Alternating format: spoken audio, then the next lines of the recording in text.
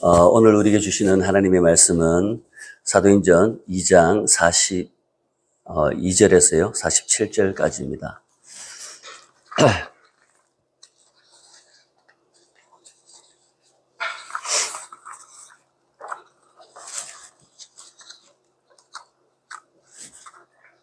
오늘 우리에게 주시는 하나님의 말씀 사도행전 2장 42절에서 47절, 제가 41절 먼저 읽겠습니다. 그들이 사도의 가르침을 받아 서로 교제하고 떡을 떼며 오로지 기도하기를 힘쓰니라. 사람마다 두려워하는데 사도들로 말미암아 부사와 표적이 많이 나타나니 믿는 사람이 다 함께 있어 모든 물건을 서로 통용하고 또 재산과 소유를 팔아 각 사람의 필요를 따라 나눠주며 날마다 마음을 같이하여 성전에 모이기를 힘쓰고 집에서 떡을 떼며 기쁨과 순전한 마음으로 음식을 먹고 하나님을 찬미하며 또 백성에게 칭송을 받으니 주께서 구원받는 사람을 날마다 더하게 하시니라. 아멘. 예, 반갑습니다. 날씨가 이제 장마철로 들어서는 것 같은데 다들 건강 잘 챙기시고 또 더위 먹지 않고 언제나 밝고 다들 볼 때마다 너무 기쁘고 참 반갑고 그런데 아파서 슬퍼지는 그런 일이 없도록 건강 잘 챙기시면 좋겠습니다. 계속해서 우리가 이제 사도행전을 지금 살펴보면서 이제 2장 마지막 부분을 우리가 지금 보는데요. 주님이 약속하신 대로 아버지께서 약속하신 것을 기다려라. 그래서 예루살렘을 떠나지 않고 그 주님의 약속의 말씀을 믿고 기도하며 기다렸던 그들에게 드디어 오순절에 성령이 불처럼 바람처럼 권능으로 그들에게 임하셨죠. 그리고 그들은 각기 다른 언어들로 각 나라 방언들로 말을 하기 시작하면서 하나님의 큰 일을 말하는 것을 우리 살펴봤습니다.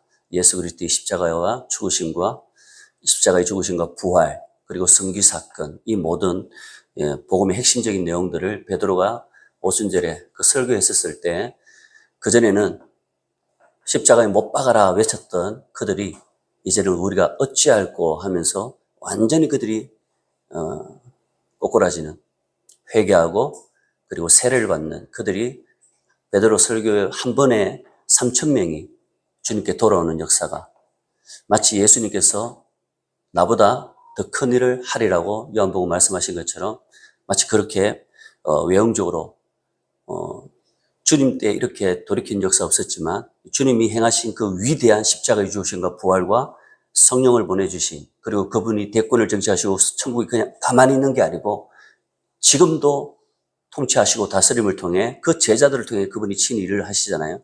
그래서 걷잡을 수 없는 복음의 폭발이 일어나는 구원받는 수가 날마다 다하는 그런 역사들을 이제 사도행전에서 이렇게 볼 수가 있습니다. 지금 오늘 이 본문은요, 그렇게 세워진 교회, 회개하고 죄사함을 받아 세례를 받은 그들이 변화하여 새 사람이 되어서 하나님의 자녀가 된 그들이 모여졌는데 이게 이제 신약의 교회가 태동한 거잖아요. 이 교회, 처음 신약의 교회가 세워진 이 모습이 어떠한 모습인가? 교회의 원형을 지금 오늘 이 본문을 통해서 우리는 알 수가 있는 것입니다. 이 초대교회의 모습을 우리가 이 시대에도 그대로 구현하면 되겠죠. 가장 성령 충만했던 교회의 모습이라고 볼 수 있죠. 너무 건강하고 아름다운 초대교회 성도들의 모습을 보는데요. 42절에 그들이 사도의 가르침을 받아 서로 교제하고 자, 이 처음 말씀을 시작할 때 자, 교회가 세워졌는데 성령 충만한 교회의 특징이 뭐냐? 정말 건강하고 아름다운 교회. 교회가 교회다운, 성도가 성도답고, 사도가 사도다운, 목사가 목사답고, 그 모습이 어떠한 모습인가? 제일 먼저 그들이 했던 일은요, 다른 게 아니었습니다. 사도의 가르침을 그들은 먼저 받았다는 것을 볼 수가 있습니다. 이 사람들은 저 갈릴리 사람들이 이 어찌된 일이냐라고 굉장히 무시했던 어찌 보면 갈릴리 촌부였죠. 어부들 출신이 거의 다 사도들의 그 출신 배경 아닙니까? 무시했는데 이제는 어떻게 해요? 성령이 임하시고 그들에게 주님께서 회개의 역사가 일어나고 변화의 새 사람이 되어지니까 사도들의 출신 성분이 어떻고 저 사도가 저 목사가 별거 아닌 사람이네 이렇게 무시하지 아니하고 그들의 가르침을 열렬히 사모하는 것을 볼 수가 있다는 것입니다. 여러분 교회의 가장 중요한 것은요. 우리가 에베소서에도 살펴봤지만 사도들과 선지자들의 터 위에 세워졌다. 사도들의 가르침을 통해서 교회가 세워지는 거예요. 이 사도들의 가르침은 어떤 가르침입니까? 사도들이 자신 개인의 어떤 철학이나 세상의 어떤 이념이나 사상을 가지고 교회에서 선포하는 거 아니에요. 그것은 교회가 아닙니다.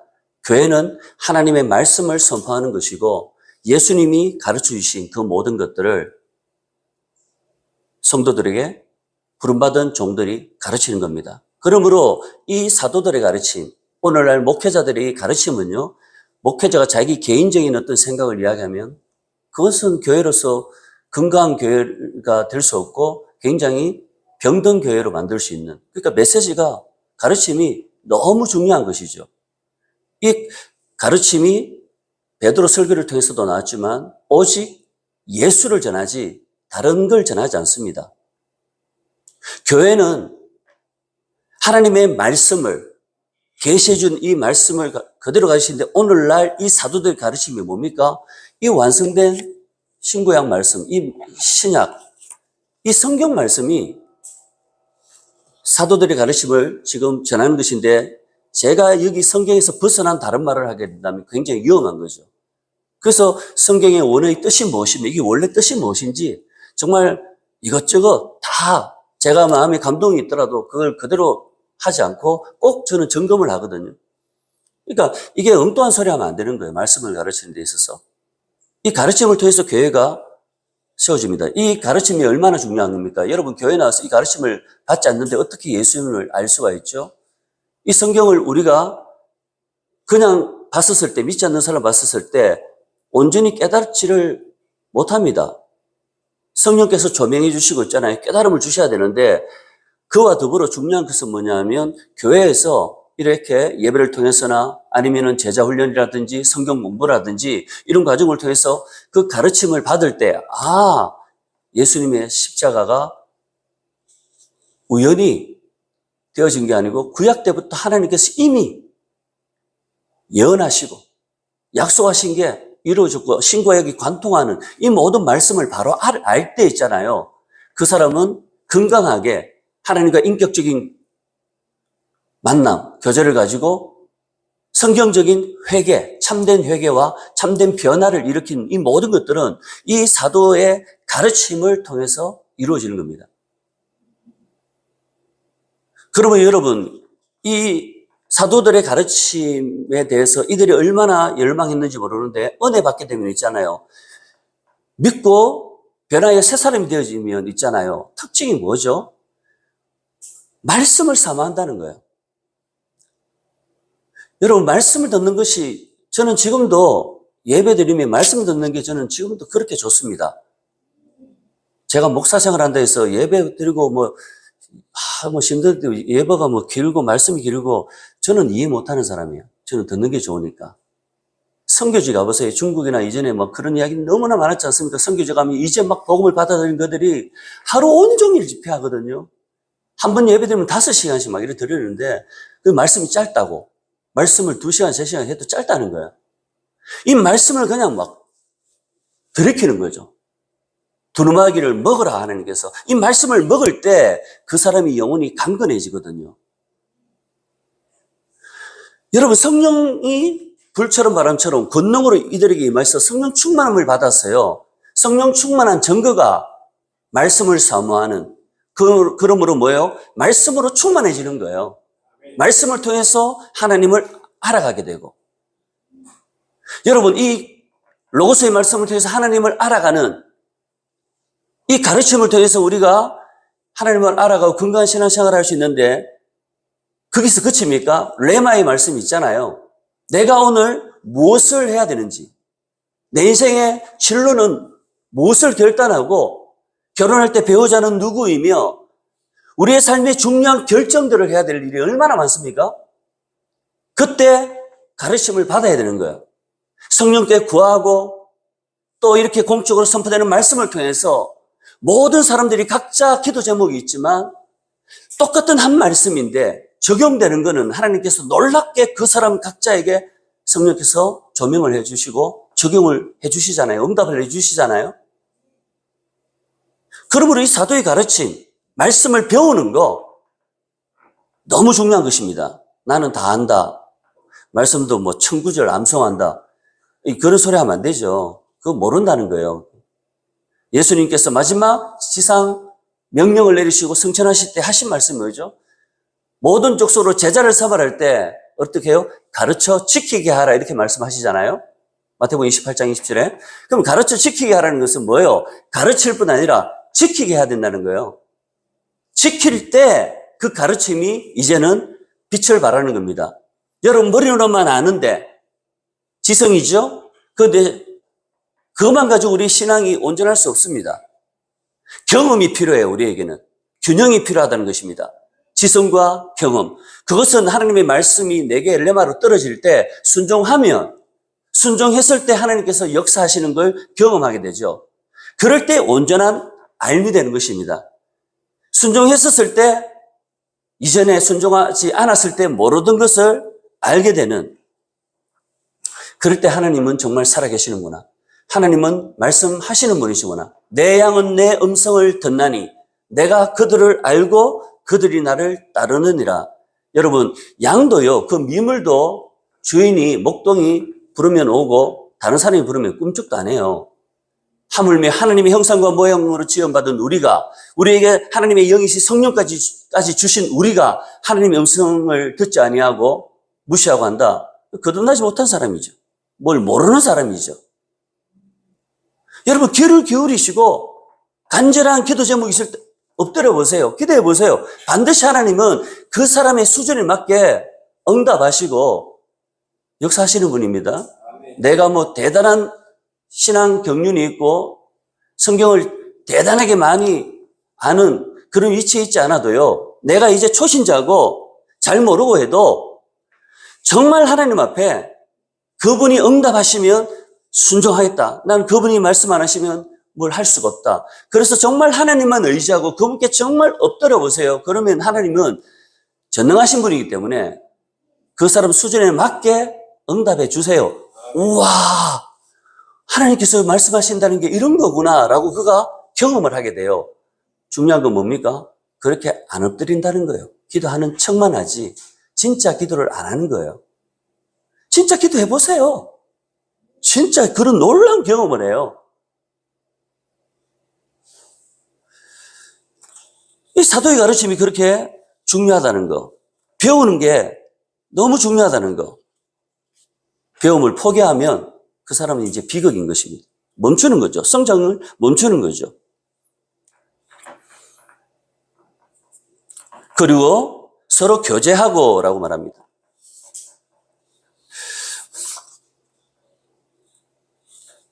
교회에 초대교회 성령 충만했던 교회의 특징이 뭔가? 성도 간에 친교가 있다는 코이노니아죠. 교제. 오늘 이 사람을 만나서 밥을 먹고 뭐 이런저런 어떻게 지내는지 이야기 듣고 뭐 이렇게 그러면서 좋은 오늘 교제를 나누었다. 예, 뭐 그렇게 뭐 말을 해도 뭐 그렇게 크게 틀린 말은 아닐 텐데요. 여러분, 근데 여기서 말하는 교제라는 게 그런 게 단순하게 그냥 만나서 그냥 밥 먹고 세상적인 이야기도 좀 나누고 이렇게 해서 그 정도 차원이 아닙니다. 그리스도 안에서 예수의 피로 한 가족이 된, 영가족이 된 그 자녀들이 진정한 그리스도 안에서의 연합을 이루는 거죠. 회개하고 제사함을 받은 거듭난 성도들이 어찌 보면 육신의 가족은 얼마나 끈끈합니까? 본능이잖아요. 그런데 진짜 은혜를 받고 하나님의 백성이 되었을 때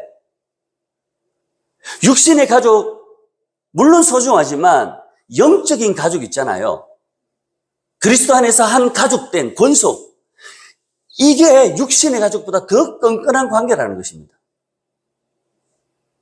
이들은요, 서로 아무리 뭐 연약해서 다툴 때도 있겠죠. 그러나 영원히 봐야 될 사람들입니다. 구원받은 백성으로서 천국에서 영원토록 함께할 백성들인데요.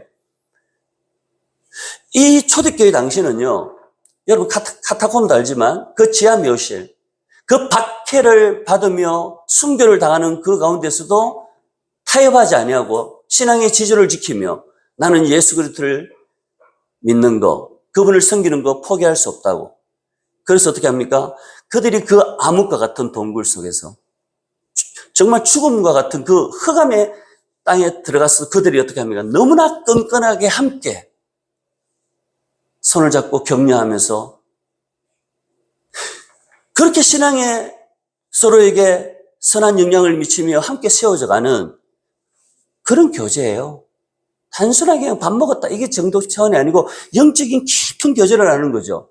여러분 지금 우리는 카타콤에 들어갈 일은 없죠. 그럼 우리가 이제 예배를 드리고 소그룹 모임을 하잖아요. 또 20대 이제 또 30대 우리 청년부 이렇게 이제 나눠서 모임을 할 텐데 이 모임이 그냥 뭐 연예인 이야기, 뭐 스포츠인 누가 뭐 어떻고 이런 소리 예 한번 한다 이거 뭐 저는 괜찮다고 봐요. 그런데 그런 소리만 할 줄 알고 진짜 영적인 언어, 은혜를 나누는 게 없이 그런 말만 하면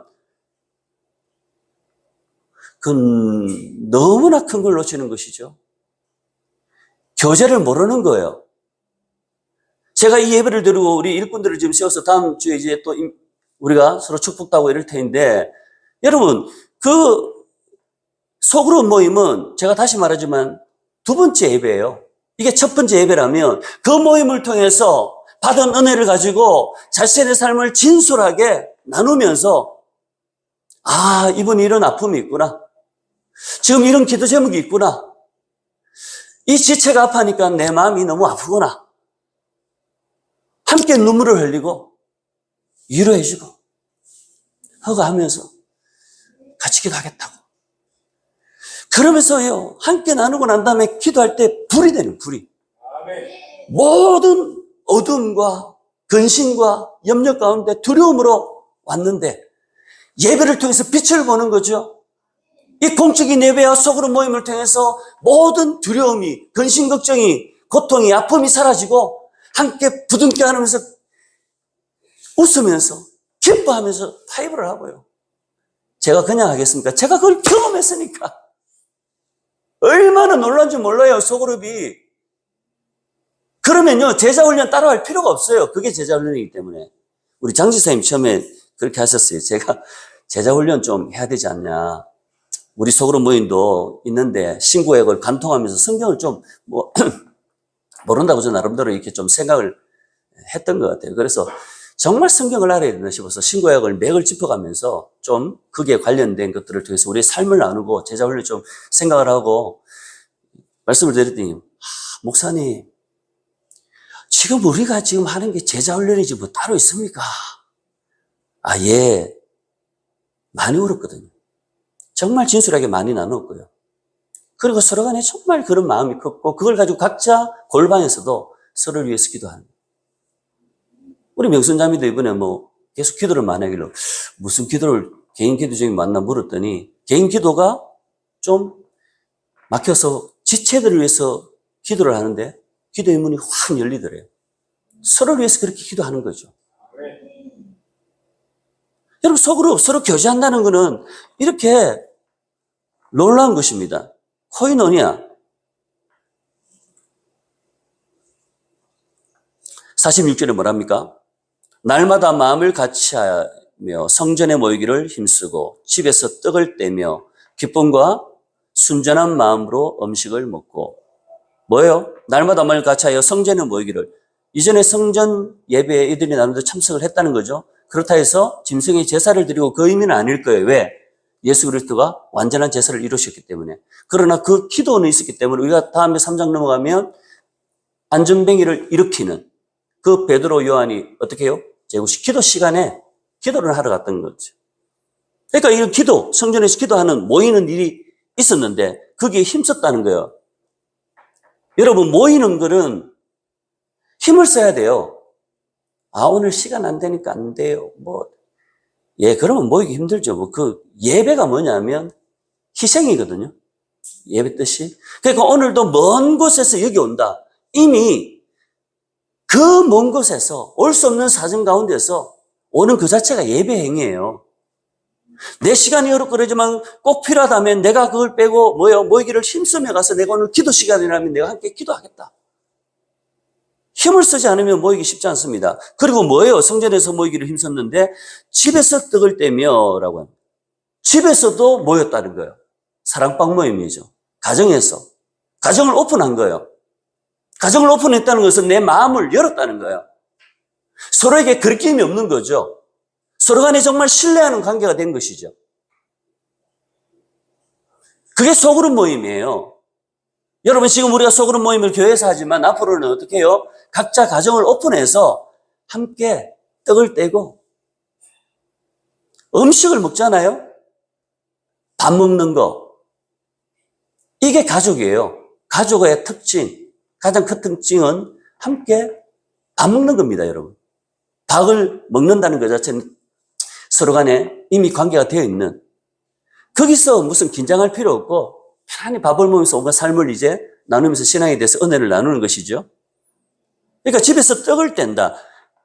자, 성전에서 모이고 집에서 떡을 떼. 여기서 기쁨과 순전한 마음으로 음식을 먹고 이렇게 소그룹 사랑방 모임 이렇게 하는데요. 이게 이제 예배도 드리는 걸 이제 볼 수가 있는데, 여기서 떡을 떼며라는 게 그냥 이렇게 우리는 그냥 이렇게 딱 조그맣게 성찬할 때 하지만 그는 그냥 떡을 떼서 먹거든요. 음식을 먹어요. 저녁을 먹고 점심을 먹든지 밥을 먹고 난 다음에는 또 그걸 가지고 성찬을 한 것입니다.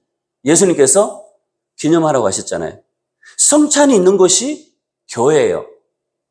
교회에서 성찬이 없으면 교회의 기능을 잘 감당하지 못하는 것이죠. 꼭 성찬이 필요합니다. 주님의 살을 먹고 주님의 피를 마시는, 그걸 통해서 이런 말을 했다 해서 로마 시대에 저들은 흡혈귀다 해서 엄청난 박해를 가했잖아요. 주님의 살을 먹고 주님의 피를 마신다는 것은 주님을 믿는다는 거예요. 그분이 우리의 죄악을 대신해서 십자가에 죽으신 그분, 피를 흘리신 그분, 그분이 우리의 구원자시다. 그분을 믿고 그분의 말씀에 순종하는, 이 성찬의 시, 주님을 기념하는, 주님과 우리가 하나 되어지는, 내가 주님 안에, 주님이 우리 안에 가는 그리스도와의 연합, 주님과의 연합을 통해서 어떻게 성도 간의 연합, 이 교회.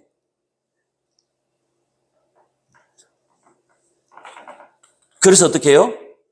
기쁨과 순전한 마음으로 음식을 먹고, 예수님을 믿게 되고 주님 만난 사람들 특징이 뭐죠? 기쁨이 넘치는 거예요. 제가 늘 한마디 말하지만 정말 하나님의 임재가 충만할 때 나타나는 가장 특징적인 거 이야기한다면 회개죠.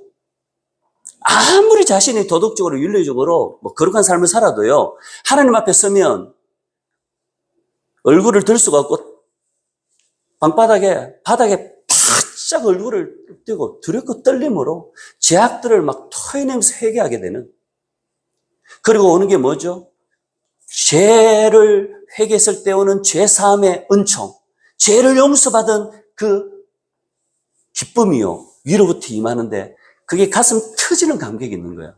내 죄 용서받았다. 하나님께서 나를 이렇게 사랑하시는가?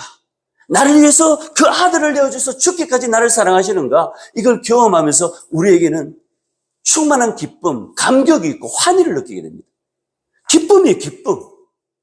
그리고 밖에 나왔는데 보니까 햇살이 비치는데 하나님의 얼굴빛이 비치는 것 같아요. 모든 게 은혜가 되고, 낙엽이 움직이면 하나님을 살랑살랑 찬양하고요, 모든 시각이 바뀌는 거죠.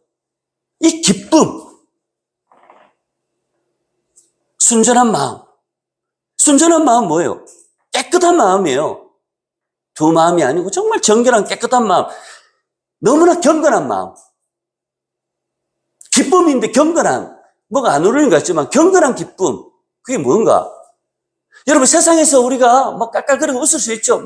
배꼽 빠진다고 웃을 수 있지만, 그래서 너무 재밌다고 웃지만 그건 순간 웃음이고 몸이 좀 좋을 수는 있지만요, 그와 차원이 다른 그 사람의 영육을 아울러 강건하게 너무나 건강한 사람으로 회복시키는 그것은요, 이 경건한 기쁨이에요. 영혼이 춤을 추는 거예요. 하나님을 향해 기뻐하며 벌쩍벌쩍 뛰고 찬양하면서 길을 가고, 때로는 그 십자가의 죽으심을 생각하며 혼자 눈물을 흘리면서 주님 감사합니다. 내가 주님 십자가 생각해서 이렇게 살면 안 되지. 주를 위해서 내 삶을 기꺼이 드리겠으니 주님 뜻대로 사용하여 주십시오. 그런 사람만큼요, 행복한 사람이 없어요. 그게 이 경건한 기쁨이 천국의 삶을 이 땅에서 살고 있는 모습이라는 거예요. 초대교회가 성령 충만할 때 누리는 이게 그런 기쁨입니다. 이게 이 땅에서 초막이나 궁궐이나 내 주 예수 모신 것이 그 어디나 하늘나라, 그런 모습인 것이죠.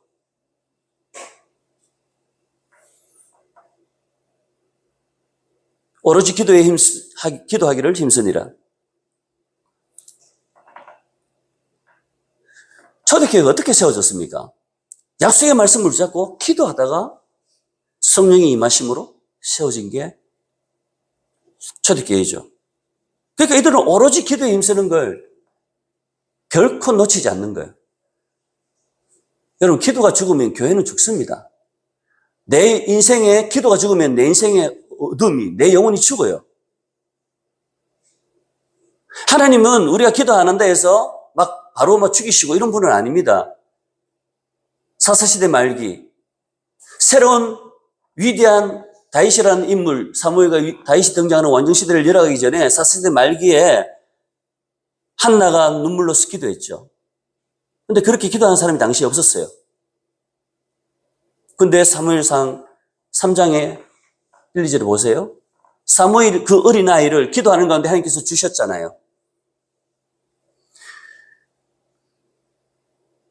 아이가 없어서 고통스러워서 기도했는데 기도하다 보니 내 마음을 통해서 하나님과 마음이 통해버린 거예요. 그리고 한나가 기도하는 것은 아이를 주시면 바치겠다는 거예요. 뭡니까?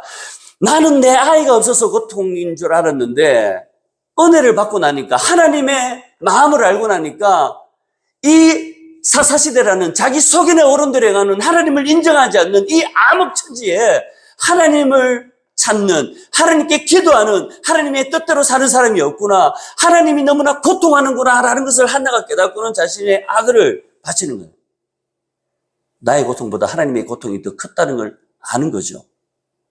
여러분, 이게 시근이 드는 신앙이에요. 철드는 거예요.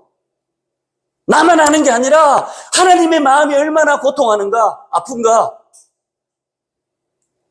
그래서 여호와의 등불이 아직 꺼지지 않아야했어요. 엘리 같으면 그 가정은 등불은 꺼졌잖아요. 그래서 이가봇 하나님의 영광이 떠나고 목이 부러져 죽고 두 아들 전쟁에 다 죽고 했잖아요. 끝나버렸죠, 그 가정이. 하나님의 영광이 떠나면 끝이는 거죠. 그러나 여호와의 등불이 꺼지지 않은 것은 한나의 기도와 그 사무엘이 등장함으로 새로운 시대를 열어가시잖아요. 자기 백성을 향해서 포기하지 않고 그 기도의 등불을 함부로 하나님은 꺼뜨리는 분이 아닙니다. 여러분, 내 인생 가운데 기도가 소멸되고 기도도 안 되고 아예 안 하는 거, 여러분, 그거 심각한 거예요. 그냥 간단하게 생각하면 안 됩니다. 오로지 기도하기를 힘쓰니라. 여러분, 모이는 거 힘쓸 뿐 아니라 기도하는 게 얼마나 힘을 써야 되는지 아세요? 기도가 안 되니까 있잖아요. 힘을 안 쓰니까 자는 거예요.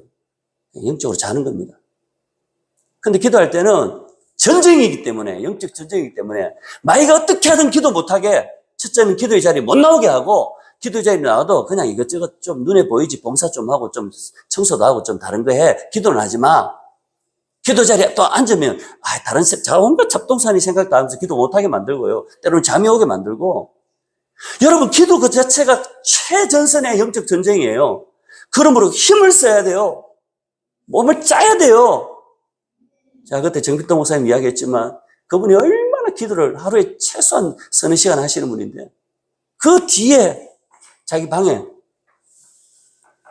철봉 같은 거 걸어놨죠. 잠이 올까봐 자꾸 실험을 하는 거죠. 여러분, 부흥이 그냥 오는 거 아니에요. 저는 그 소리 듣고 저는 그때 눈물이 나요. 아무도 몰라요. 그러나 그 골방에서 그 잠을 안 자려고 그 바쁜 해집에 몸이 부서지도록 아픈데 자꾸 실험을 하는 거예요.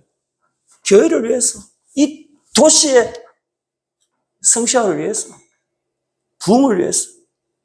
하나님 그런 기도를 듣는 거예요. 무슨 대단하게 뭐 보여줘서 사람들이 모이고 일어나는 거는 하나의 현상이지, 이미 그 이전에 그 물꼬를 트는 물돈 하인들을 말하는 그런 은혜를 여러분 아는 게 중요하지, 나중에 그냥 참여만 하는 그것도 좋지만요. 그 현장에 있는 것도 좋지만 그 이전에 그 일이 어떻게 터졌느냐, 그걸 경험하는 게 더 중요한 거예요. 그게 핵심이에요. 기도할 때 그게 가능한 것이죠.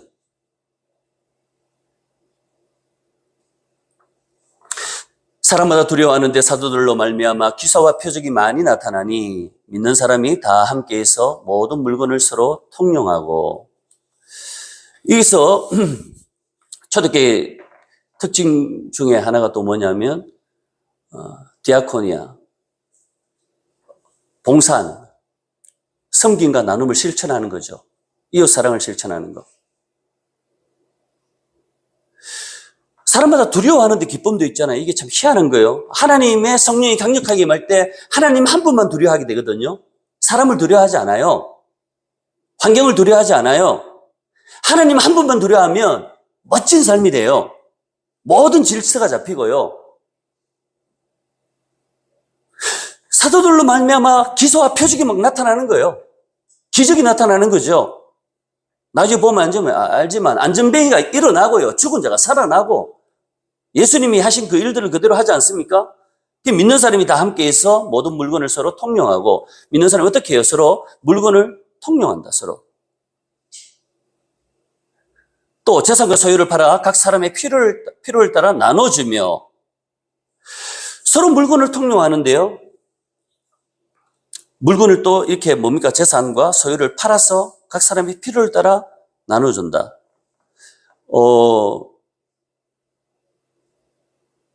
재산과 소유를 팔았다 해서 여러분 집하고 모든 걸 다 팔아가지고 그냥 다 바쳤다, 이런 뜻은 아닙니다. 왜냐하면 아까 성전에서도 그렇고 각자 집도 오픈을 다 했잖아요. 여러분 3,000명이 돌았는데 3,120명이잖아요. 그 1차만 해도. 그 다음에 또 5,000이 돌아오죠. 그럼 그 사람들이 마가의 다락방에 120명 모였다는데 정도로 큰 사람도 있을 테고 또 그보다 작은 데도 있을 거고, 각자 이제 다 모일 수 없으니까 오픈해서 소그룹 모임으로 막 모이고 하는데 각자 자기 재산이, 집이 있는 거죠. 그러니까 무조건 다 팔고 이런 건 아니에요. 물론 공산주의자들은 이걸 가지고 정부가 제도적으로 정책을 통해서 강제적으로 국유화시키고, 그래서 평등이라는 이름으로 막 나눠주는 그 공산주의는 이걸 흉내낸다고 했지만 완전히 망해버렸죠. 여러분, 여기에는 강요가 아니에요. 자발적인 거예요. 은혜를 받아서 내게 있는 소유가 내게 아니라는 거, 하나님 거라는 거, 청지기의식이 있고, 그래서 어떻게 해요? 보니까 너무 힘든 사람들이 있어. 그래서 그들에게 필요를 따라 나눠주는 거예요. 필요에 따라 주는 거예요, 여러분. 너무 그냥 막 주는 거 아니에요. 내가 원하는 대로 막 받는 거 아니에요. 꼭 필요한 대로 주는 것이죠. 이 사람들이 막 재산과 소유를 팔아서 각 사람의 필요를 따라 나눠준다 해서 부자고 오늘날처럼 우리나라 사람 잘 살고 그럴까요? 이때는 로마 식민 치하에 있었어요. 너무나 가난하고 억압 가운데 살았던 사람입니다. 가진 게 없다는 거예요. 너무 가난하고 힘들게 살았지만 서로가 서로 나누는 거예요. 굶는 사람이 있으면 밥을 먹으라고 챙겨주고, 자립해서 일어날 수 있도록 도와주고. 우리가 남에게 이렇게 봉사하고 섬김과 나눔을 실천하는 것은 내가 뭐가 있어서 하는 거 아닙니다, 여러분. 없을 때 그걸 하지 않는 사람이 있으면 하겠다면 내가 안 믿는다는 그 말이에요. 이건 없을 때 지금 하는 것입니다. 없을 때 서로가 저분이 없는 걸 아는데 그걸 받을 때 있잖아요. 그게 참 눈물 나는 일이에요. 저도 없어서 이렇게 할 때도 있지만 제가 없는데 그분이 해줄 때 마음이 싫어요. 마음이 아파서 정말 그렇게 마음으로 이렇게 겸손하게 주님 주시는 거라고 정말 받아주시면 좋겠다고. 아무도 머리가 와서 그냥 이렇게 할 때 저는 잘 안 맞는데 이거는 진짜 주님이 하시는 데서 받을 때가 있는데요. 그러면 주님 앞에서 한참 웁니다. 비록 적고 가난하고 없는 거 알지만 그렇게 할 때 주님 안에서 너무 놀라운 은혜를 경험하게 되죠.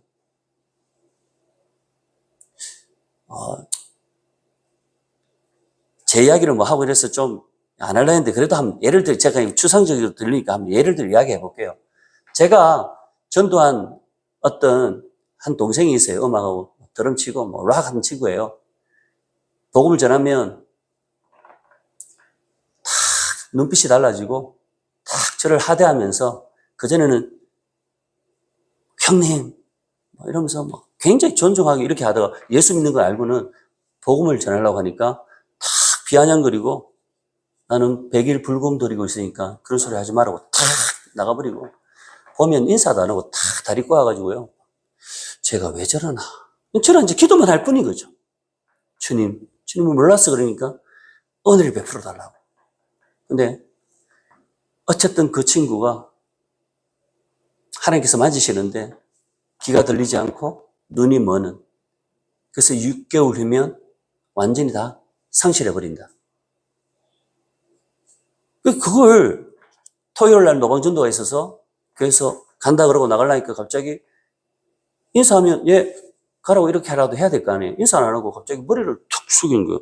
가려다가 저 왜 저러지 해서 물어봤어. 왜 그러냐 했더니 이야기들이 그 이야기를 하는 거예요. 그래서 내가 기도 한번 해줘도 되겠냐 했더니 기도를 받더라고요. 그리고 나중에 얘가 교회에 나왔어요.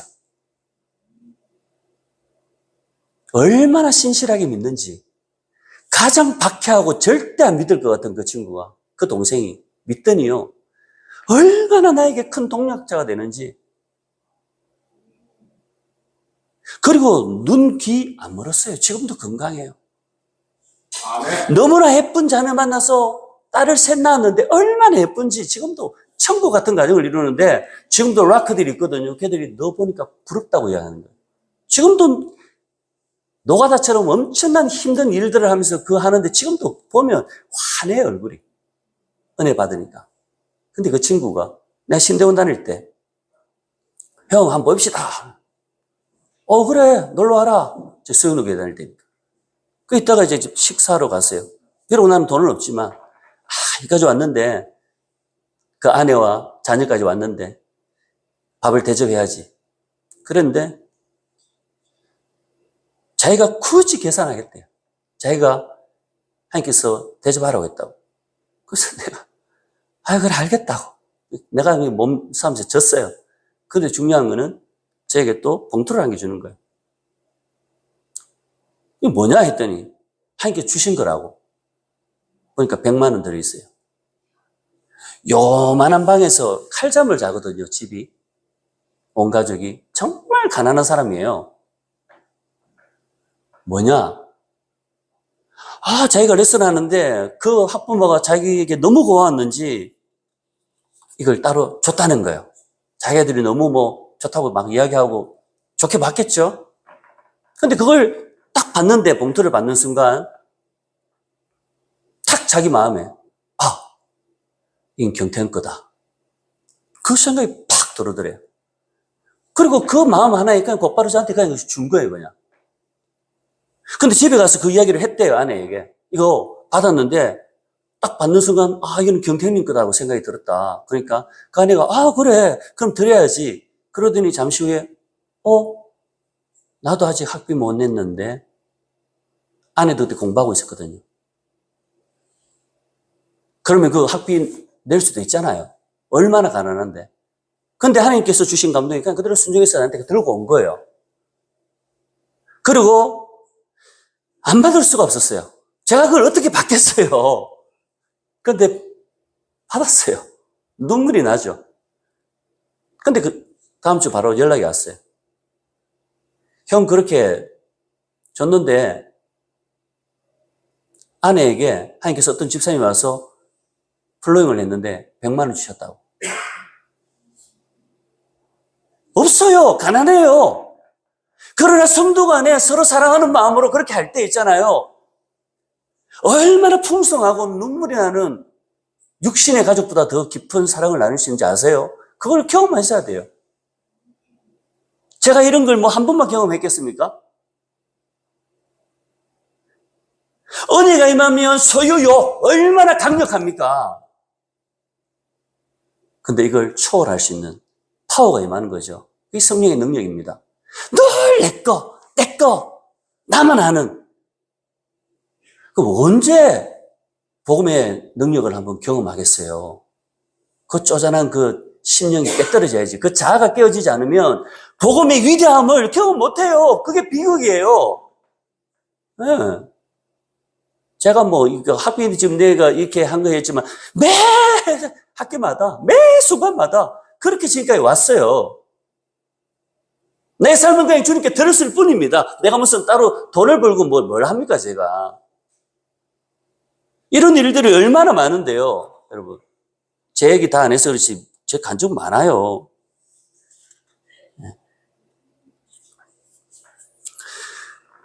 하나님을 찬미하며 또 온 백성에게 칭송을 받으니 주께서 구원받는 사람을 날마다 더하게 하시니라. 하나님을 찬미하는 거예요. 예배하는 거예요. 초대교회의 가장 핵심은 예배죠. 떡을 떼고 성찬을 하고 하나님을 찬미하며 하나님을 찬양하고 그분이 우리를 지으신 목적, 우리를 구원하신 목적, 우리의 삶의 이유, 하나님의 영광을 위한 삶, 하나님을 찬양하는 삶. 여러분 찬양이 살아난다는 것은 그 영혼이 살아났다는 거예요. 찬양은 어둠이 떠나가잖아요. 찬양은 기쁨이 넘치는 거예요. 뭐 세상적인 뭐 디스코텍 가서, 디스코텍 이런 말이 없나? 제가 오래된 사람이라서. 그런 데 가서 뭐 춤추고 막 디스코 한다고 그게 행복한 거 아니에요. 영혼이 행복해야 행복한 거지. 육신은 실컷해서 땀을 뻘뻘 흘리는데 영혼은 여전히 슬프, 우울증. 안 돼요. 기쁨, 경건한 기쁨. 세상이 줄 수 없는 하늘로부터 임하는 이 기쁨. 거룩한 기쁨. 하나님을 찬미하는 찬양이 터져나오는 입술. 그렇게 살면서 서로가 나눔을 실천하고 하니까 어떻게 됩니까? 온 백성에게 칭송을 받으니. 사람들이, 안 믿는 사람들이요, 교회를 진짜라고 인정해줘야 진짜지, 우리끼리 진짜다 해보이, 그거는 진짜는 아니에요. 우리끼리 좋은 거지. 안 믿는 사람들이 보니까 저 사람들은 진짜다. 그리스도인이다. 예수를 닮은 사람이다. 삶이 다른 거죠. 출애굽기를 통해서 우리가 수요일 금요일도 살펴보지만 애굽의 노예 생활하던 그들을 이끌어내서 시내산에서 언약을 맺잖아요. 너희가 제사장 나라가 되고 거룩한 백성이 되리라.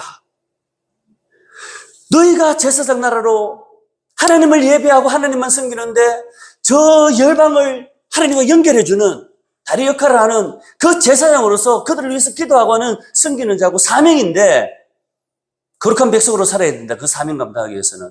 그 거룩한 백성의 삶이 뭐예요?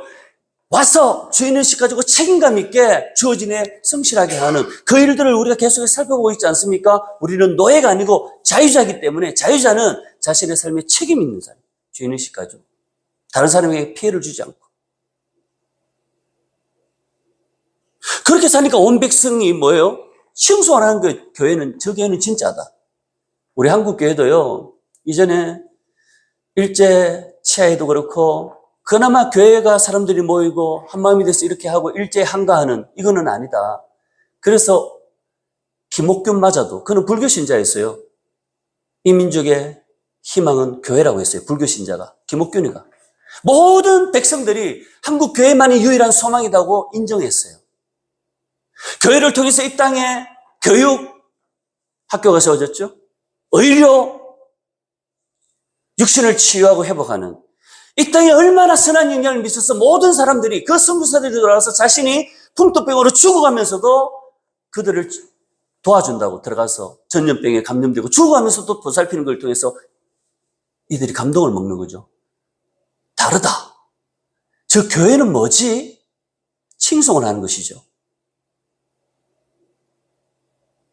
그런 식으로 하나님 사랑과 예배, 교제 이런 거죠. 우리가 친교를 나누고 그리고 이웃사랑, 이웃들에게 나눔을 통해서 또 전도를 하는 거예요. 그러니까 주께서 구원받는 사람을 날마다 다하게 하시니라. 교회의 또 특징이 뭐라고요? 예배하는 공동체라면 전도하는 공동체, 영혼을 구원하는. 이거 없다면 교회의 존재 이유가 없는 겁니다.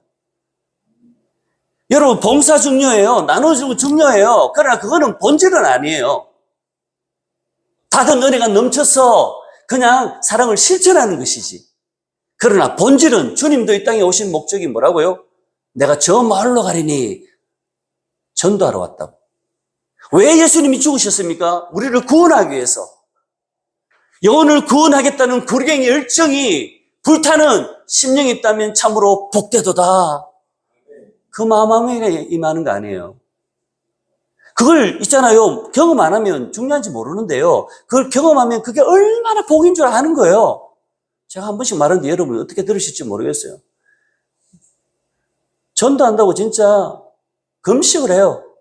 3일씩. 한 사람 한 사람 개인 전도하면서 교회 나온다면 막 기뻐서 막 감격을 하고요. 때로는 피곤해서 좀 지쳐 있을 때 그 영혼에게 복음을 전하고 막 전도하면 영혼이 살아나고 능력이 임하고 지혜가 임하고 관계가 다 회복되어지고 올바른 선택을 하고요. 승리하는 삶을 살게 되는. 영혼을 구원하는 이 구령의 열정이 여러분 가운데 회복되기를 정말 주님으로 축복합니다. 그래서 구원받는 사람이 날마다 다 하는 거. 천국 갈 때 여러분 10원짜리 하나 못 가져가요. 삼성이 내 거라 해도 뭘 가져가요? 죽을 때는요, 다른 것 돌아볼 겨를도 없어요. 내 영혼이 구원받았나? 주님께만 집중을 하고. 그 믿음. 우리가 하는 건 그 믿음 가지고 가거든요, 천국에. 뭐 돈 가지고 가는 거 아니에요. 자식도 못 데려가요. 부부도 같이 못 가요. 절대적으로 혼자 하나님 앞에 설 때가 있는데, 그 믿음으로 가는데, 가보니 제일 열매는 뭐예요? 영혼을 구원한. 나를 통해서 수많은 영혼들이 구원받는 거. 그게 가장 위대한 상급이에요. 교회 다니는데 영혼을 구원하고자 하는 전도하는 일이 없으면 돌아봐야 돼요. 나는 구원의 확신이 있는가? 구원의 확신이 없으니까 전도 못하죠. 구원의 확신이 있는데 전도 안 한다? 그건 정말 나쁜 사람이죠. 난 너 지옥 가든 말든 상관없어. 나는 똑같은 거기 때문에. 전도는 은사가 아니고요. 사명이에요. 아멘. 주님의 지상 대명령이에요. 마지막 명령이에요. 여러분, 소그룹을 우리가 하게 된다면 그 소그룹에서 소그룹 인도자는, 리더는 먼저 어떻게 생각해야 돼요? 다음에 세워질 리더가 누가 될 수 있을까? 먼저 준비를 하는 거예요. 리더는 언제나 먼저 앞을 보고 준비하는 사람이에요. 그리고 뭐예요? 사람들이 하나님 앞에 기도하고 영혼들이 날마다 일어날 때 정말 멋진 형제, 아름다운 자매들이 와서 이 안에서 결혼도 많이 이루어지고 자꾸 엉뚱한 데 가서 막 소개팅하고 이런 것도 중요해. 그거보다는요, 기도해 보세요. 주님께서 다 손잡고 오잖아요. 내 뼈 중에 뼈, 살 중에 살이다. 주님 데려오시면 되죠. 저도 아내 데려와서 성령을 결혼했어요. 데려오시면 돼요, 그냥 주님. 주님을 좀 믿으세요. 전지전능하신 분이 그 만나게 못 하시겠어요? 믿음으로 사시고 정말 사명, 복음을 위해서 한번 살아보세요. 다른 걸, 이 모든 것을 더하시리라 이걸 경험하게 됩니다. 아멘. 뭐 추상적인 자꾸 되지도 않는 거 하면 왜 그렇게 살아요, 비참하게. 복음은 실제고 그렇게 되니까 그게 목숨 거는 거죠. 그러니까 세상을 뭐예요? 120명 이 시골 어부 촌뜨기들을 통해서 시대와 역사를 뒤바꿔버리잖아요, 하나님이. 이게 복음의 능력입니다. 6.25가 이번 주간에 있습니다. 복음 통일 주간을 주일로 보내는데, 여러분, 1907년도 1월, 평안남도 도 사경회가 있었습니다. 1월 14일, 15일, 마지막 날, 성령의 폭발이 일어났어요. 걷잡을 수 없는 회개가 터지고, 완전히 변화의 새 사람이 된 그들. 어떻게 부흥이 일어났죠? 말씀 사경에, 말씀의 가르침을 받는. 참된 진리가 선포되는 것에 성령의 역사심을 통해 부흥이 일어나는 것입니다. 아무 것 없이 부흥이 일어나는 거 아닙니다. 그들이 주님을 만나고 완전히 회개하고 뒤집어지고 뭐예요? 변화의 새 사람이 되고 난 다음에는 자신이 빌렸던, 도둑질했던, 그 간음했던 모든 것들을 청산하고 그 도시가 기생과 환락의 도성이라고 불리었던 평양이 동방의 예루살렘, 거룩한 땅으로 뒤바뀌어버립니다. 그게 평양 대붕이고 한반도를 뒤덮었고 우리 민족의 역사를 바꿨어요. 뭐예요? 말씀을 통해 가르침, 예배, 그리고 그들이 나가서 복음 전도, 폭발적인 부흥과 성장을 통해서 이 나라가 그 조선시대까지 암울했던 이 민족이 기독교가 들어오면서 우리나라는 영광스러운 이 시대를 맞이한 것입니다.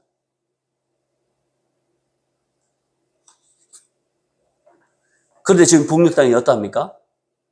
독재 3대 정권 아래 신음하고 인권 유린을 당하고 예수 믿는다는 이유로 성경책 하나 발각되는 이유로 정치범 수용소 끌려가서 특히 기독교인들은 더 사악하게 죽여야 된다고 생체 실험도 하고 온갖 잔인한 고문을 다하는 이 상황에서도 감옥에 갇힌 북한의 우리 성도들은 남한의 교회를 위해서 기도를 하고 있다. 그 땅을 위해서 우리가 기도하고 속히 복음 통일의 대로가 열려지고 저 북녘 땅에도 복음이 선포되어서 동방 예루살렘이 다시금 영광스러운 이전보다 나중 영광이 크리라는 학개서 2장 9절 말씀처럼 이전의 평양 대부분과 비교할 수 없는 이 마지막 시대에 가장 위대한 부흥의 역사가 일어나서 북녘 땅이 다시금 주님께 돌아오고 회복되어져서 온 열방을 구원하는 왕같은 제사장 나라의 사명을 감당해야 된다. 그게 우리의 사명 아닙니까? 그게 이 말씀, 오늘 이러한 삶을 통해서 계속해서 뭐요? 구원받는 사람을 주께서 날마다 다 하시는 거예요. 이 은혜와 축복이 우리와 언제나 항상 함께 하시기를 주님 이름으로 축복합니다. 우리 함께 기도하겠습니다.